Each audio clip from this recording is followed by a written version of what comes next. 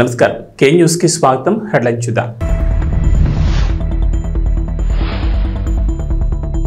రుణమాఫీ వర్తించిన రైతులకు good news వివరాల నమోదుకు యాప్ రేపటి నుంచి సర్వే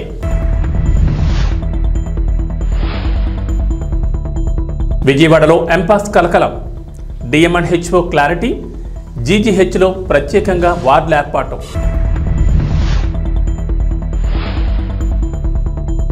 హైదరాబాద్ నగరంలో గణేష్ మండపాల ఏర్పాటుకు ముందస్తు చర్యలు నగర సిపి శ్రీనివాసరెడ్డి వెల్లడి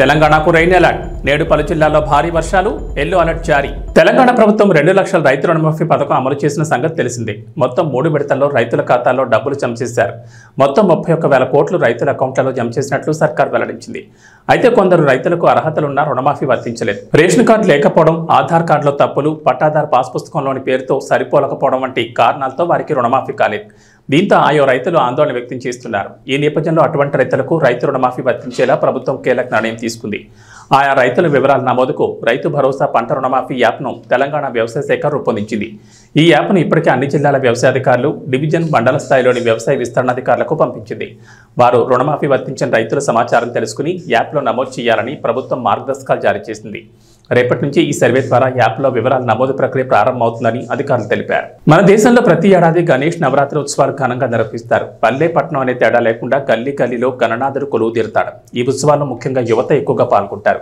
చందాలు పోగేసి మరీ గణేశుడికి మండపాలు ఏర్పాటు చేస్తారు 9 రోజుల పాటు ఘనంగా పూజలు చేసి గణపయ్యను గంగమ్మ ఒడికి చేరుస్తారు ఈ ఏడాది సెప్టెంబర్ 7న వినాయక చవితి ఉత్సవాలు ప్రారంభం కానున్నాయి అదే నెల 15న మహానిమజ్జన ఊరేగింపు కార్యక్రమాలు ఉంటాయి అయితే గణేష్ మండపాలు ఏర్పాటు చేయాలంటే కొన్ని రూల్స్ ఖచ్చితంగా పాటించాల్సి ఉంటుంది ప్రభుత్వం నుంచి ఖచ్చితంగా అనుమతి తీసుకోవాలి ఈ మేరకు నిర్వాహకులు నిబంధనలు పాటించాలని హైదరాబాద్ నగర పోలీస్ కమిషనర్ కొత్తకోట శ్రీనివాసరెడ్డి ఒక ప్రకటన విడుదల చేశారు శాంతి భద్రతలకు ఎలాంటి విఘాతం కలగకుండా సహకరించాలని నిర్వాహకులు ఉత్సవ కమిటీలను సిపి కోరారు ప్రస్తుతం తెలంగాణలో ఎన్ కన్వెన్షన్ సెంటర్ కూల్చివేయడం హాట్ టాపిక్ గా మారింది మీడియా సోషల్ మీడియా ఎక్కడ చూసినా ఇప్పుడు ఇవే వార్తలు దర్శనమిస్తున్నాయి తుమ్మిడికుంట చెరువును ఆక్రమించి అక్కినేని నాగార్జున ఎన్ కన్వెన్షన్ సెంటర్ను నిర్మించారని హైడ్రా అధికారులు కూల్చివేయగా అయితే ఆ స్థలాన్ని ఆక్రమించలేదని నాగార్జున చెబుతున్నారు అంతేకాకుండా ఈ విషయం రాజకీయంగా కూడా తీవ్ర సంచలనంగా మారింది ప్రభుత్వ కార్యాలయాలు అధికార పార్టీకి చెందిన నేతల నిర్మాణాలు కూడా కూల్చివేస్తారా అంటూ ప్రతిపక్ష పార్టీలు తీవ్ర విమర్శలు గుప్పిస్తున్నారు ఈ క్రమంలోనే గత 2 రోజులుగా ఎన్ కన్వెన్షన్కు సంబంధించిన ఎన్నో వార్తలు చక్కర్లు కొడుతున్నాయి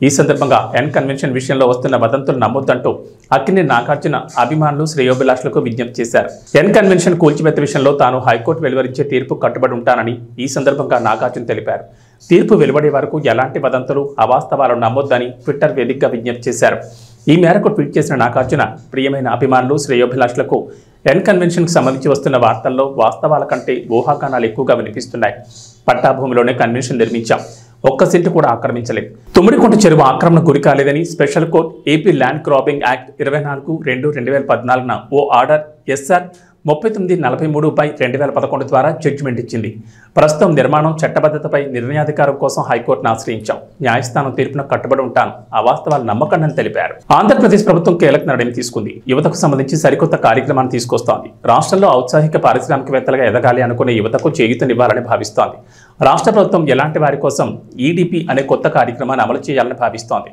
ఈ మేరకు ప్రణాళికలు సిద్ధం చేస్తోంది బీసీ ఆర్థికంగా వెనుకబడిన తరగతులు కాపు యువతను ఔత్సాహిక పారిశ్రామికవేత్తలుగా తీర్చిదిద్దే దిశగా ఈ నిర్ణయం తీసుకుంది ఈ మేరకు ఏపీ ప్రభుత్వం హైదరాబాద్లోని జాతీయ సూక్ష్మ చిన్న మధ్యతరహా పరిశ్రమ సంస్థతో ఒప్పందం చేసుకోనుంది ఈ కార్యక్రమం అమలుకు సంబంధించి ఇప్పటికే ఆ సంస్థతో ఆయా శాఖల అధికారులు చర్చలు కూడా ప్రారంభించారు అక్కడ నేర్పించే పరిశ్రమల సిలబస్కు అనుగుణంగా 4 లేదా 6 వారాలు శిక్షణ అందిస్తారు ఈ మేరకు ఒక్కో అభ్యర్థిపై అయ్యే ఖర్చును కేంద్ర రాష్ట్ర ప్రభుత్వాల నిధుల నుంచి భరించనుంది అంతేకాదు ఏటా 2,000 మందిని ఔత్సాహిక పారిశ్రామికవేత్తలుగా తీర్చిదిద్దేలా ప్రతిపాదనలు సిద్ధం చేశారు అధికారులు విజయవాడలో ఎంపాక్స్ అంటూ కలకలం రేపింది ఈ ప్రచారంపై ఎన్టీఆర్ జిల్లా వైద్య ఆరోగ్య శాఖ అధికారిని సుహాసిని స్పందించారు ఇప్పటి వరకు జిల్లాలో ఎవరిలోనూ ఎంపాక్స్ లక్షణాలు గుర్తించలేదని దుష్ప్రచారాన్ని నమ్మొద్దని సూచించారు ఎంపాక్స్ ప్రచారంపై విజయవాడ ప్రభుత్వ పీడియాట్రిక్స్ హెచ్ఓడి అనిల్ కుమార్ కూడా స్పందించారు ఎవరికి అలాంటి లక్షణాలు లేవన్నారు అయితే దుబాయ్ నుంచి వచ్చిన కుటుంబంలో ఓ చిన్నారికి ఎంపాక్స్ లక్షణాలు ఉన్నాయని సోషల్ మీడియాలో ప్రచారం జరుగుతోంది దీంతో ఎన్టీఆర్ జిల్లా డిఎంఎన్హెచ్ఓ క్లారిటీ ఇచ్చారు మరోవైపు మంకీపాక్స్ వార్తలతో అధికారులు అప్రమత్తమయ్యారు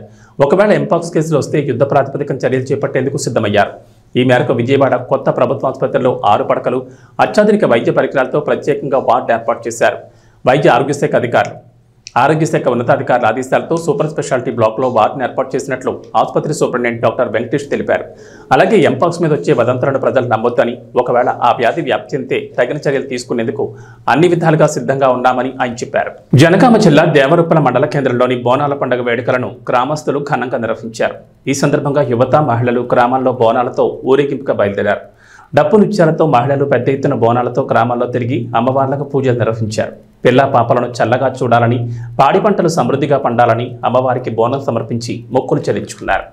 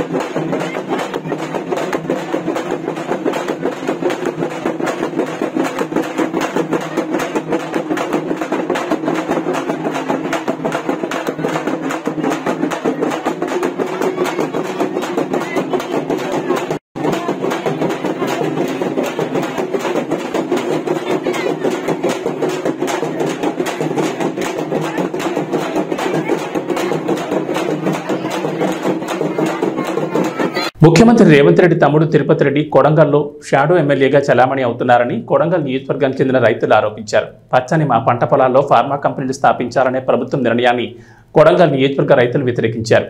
కొడంగల్ నియోజకవర్గంలోని దుద్యాల మండలానికి సంబంధించిన లగచర్ల, హక్కింపేట్, పోలేపల్లి, ఆర్బీ తాండా, పులిచెర్ల కుంటతాండా, ఈర్లపల్లి తాండా గ్రామాలకు సంబంధించిన గిరిజన, దళిత, బీసీ సామాజిక వర్గాలకు చెందిన రైతులమైన మా పంట పొలాల్లో ఫార్మా కంపెనీలు స్థాపించాలని కాంగ్రెస్ ప్రభుత్వం 3000 ఎకరాల భూమిని సేకరించడానికి పూనుకుందని బాధిత రైతులు బషీర్బాగ్ ప్రెస్ క్లబ్లో తెలిపారు. వారసత్వంగా వచ్చిన భూములు మాలో కొందరు కొనుక్కున్న భూములు, అదేవిధంగా గత ప్రభుత్వాలు పేదలకు కేటాయించిన అసైన్డ్ భూములు ఇందులో ఉన్నాయన్నారు. ఇందులో దేన్ని కూడా మేము వదులుకోవడానికి సిద్ధంగా లేమని, మా ప్రాంతంలో చక్కటి వ్యవసాయం జరుగుతుందని పేర్కొన్నారు. ఇలా సంవత్సరం మొత్తం పంటలు పండే మా భూములను ప్రభుత్వం మా నుంచి భూమి తీసుకున్నట్లయితే రేపొద్దున పరిసర ప్రాంతాల్లో నీరు, గాలి, భూమి అన్నీ కలుషితమైపోతాయని ఆందోళన వ్యక్తం చేశారు. తద్వారా మా నివాస ప్రాంతాలను కూడా అక్కడి నుంచి మార్చాల్సిన పరిస్థితులు ఏర్పడతాయన్నారు. ప్రభుత్వానికి, మీడియా మిత్రులకు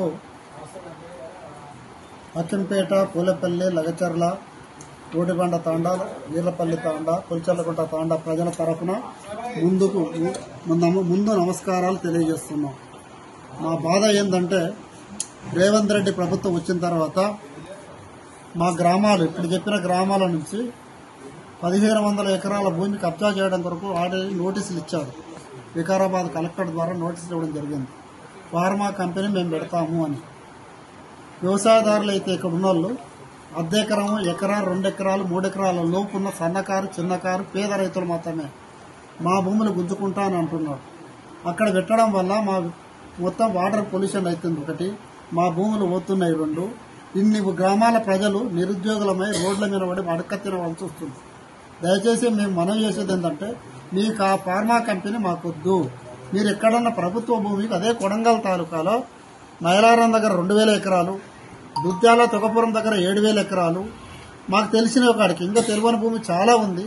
మీరు అక్కడ పెట్టుకోండి, అది ప్రభుత్వ భూమి, అక్కడ ఎలాంటి అబ్జెక్షన్లు లేవు. మౌనవి ఈ భూములు గుంజుకొని నిరుద్యోగులుగా చేసి మీ వ్యవసాయ కూలీలుగా చేసి చేయవద్దని మేము అందరం మనవి. దీనివల్ల మాకు పొల్యూషన్ వస్తుంది, భూములు కోల్పోతాం. దీనికి అన్నిటికన్నా మేలు ఏంటంటే అక్కడ పండించే పంటలు మొత్తం మిల్లెట్లు, మినుములు, శనగలు, జొన్నలు, పచ్చజొన్నలు, కందులు, వరి, ఈ ధాన్యాలు పండించే పంటలు వ్యవసాయ భూములు. బంగారం లాంటి భూములు మేము వదులుకోదలుచుకోలేదు, మేము భూమికి ఇవ్వదలుచుకోలేదు. మీరు పెట్టే కంపెనీ పెట్టుకోండి. అభివృద్ధి పూర్తి చేయాలంటే గవర్నమెంట్ భూమి ఉంది, ప్రభుత్వ భూమిలో ఉండండి, దాన్ని కబ్జా చేసుకోండి, మీరు ఏమైనా చేసుకోండి, అక్కడ కంపెనీలు పెట్టండి. పెడతారా పెట్టారా అది మీ ఇష్టం. అభివృద్ధి పేరు అంటారా? మాకు అభివృద్ధి ఉదాహరణ మేము వ్యతిరేకం కాము. ఓ మెడికల్ కాలేజ్ పెట్టండి, ఓ ఇంజనీర్ కాలేజ్ చేయండి, మాకు హకింపేటకు పోలపల్లికి ఓ ఇంజనీర్ కాలేజ్ చేయండి, డిగ్రీ కాలేజ్ చేయండి, అవి అభివృద్ధి చేయండి. కానీ తెచ్చి ఫార్మా కంపెనీ పెట్టి పొల్యూషన్ చేసి మాకు కనీసం పీల్చుకోవడానికి గాలి కూడా మంచి గాలి లేకుండా భూమి గుంజుకుంటావు, మంచి గాలి ఇవ్వవు, తాగడానికి నీళ్లు పొల్యూషన్. ఇంతకు ముందే మనం ఎల్బీ నగర్లో సిరీస్ కంపెనీ ఉండే, దాదాపు 30 ఏళ్లు కలుషితమైన నీళ్లు. అట్లే నిన్న 3 రోజుల కింద 18 మంది చనిపోయారు ఫార్మా కంపెనీ వాళ్ళు ఆంధ్రాలో. అట్లా ఇక్కడ కూడా ఎన్నో అయినాయి చౌటుపల్లి దగ్గర ఉన్న ఫార్మా కంపెనీలు. అక్కడ నుంచి ఈ ఫార్మా కంపెనీలు వల్ల చెడే జరుగుతుంది కానీ మంచి జరుగుతలేదు. కాబట్టి మీ అందరితో ప్రభుత్వానికి విన్నవించకూడదు ఏంటంటే దయచేసి మా మీద కనికరించి మీకు ఓటేసినందుకు పుణ్యమా అని ఈ కార్యక్రమాన్ని మీరు ఏదైతే తలపెట్టినో ఫార్మా కంపెనీ, ఆ ఫార్మా కంపెనీ పెడదామన్న ఉద్దేశాన్ని విరమించుకోవాలని. మీరు ఎక్కడైనా పెట్టుకోండి, ప్రభుత్వ భూమి ఉంది అక్కడ పెట్టుకోండి, మమ్మల్ని బాధ పెట్టకండి, మీరు బాధపడకండి. మీ ద్వారా మేమంతా సుఖపడాలని మీకు ఓటేసాము, ఓటేసి ముఖ్యమంత్రిని చేర్పించుకున్నాము. కానీ మీరు మాత్రం ఈ విధంగా బాధ పెట్టడం మాత్రం ఇది మీకు మీ విజ్ఞతగా వదిలేస్తున్నాం. దయచేసి ఎటువంటి పరిస్థితుల్లో మా భూముల జోలికి రాకండి. మేము భూములు ఎటువంటి పరిస్థితులు ఇవ్వడానికి లేము, మేము దగ్గర రానియము. దేనికైనా సరే కోర్టు పోతాం, కంపెనీలు పెట్టనీయం, పెట్టినా మేము బతకనియ్యం, అది కూడా జరుగుతుంది. దయచేసి ప్రభుత్వానికి విన్నపం, మా భూముల జోలికి మీరు రాకండి, మేము మీ జోలికి మేము రాము. మీరు అభివృద్ధి చేయకున్నా చేసినా సరే మా బతుకు మమ్మల్ని బతకనియండి, మా బతుకు మేము బతుకుతున్నాం. ఎకరం 2 ఎకరాలు చూసుకొని ముసలో నుడి కూడా అంతా దాని మీద ఆధారపడి దాని ఆశతోటి తరతరాలుగా బతుకుతున్న భూమి అది. మీరు దయచేసి కలుషితం చేయవద్దని, మా దగ్గర ఫార్మా కంపెనీ తేవద్దని మీకు పాదాభివందనం చేస్తే ముఖ్యమంత్రి గారికి విన్నవించుకుంటున్నాం.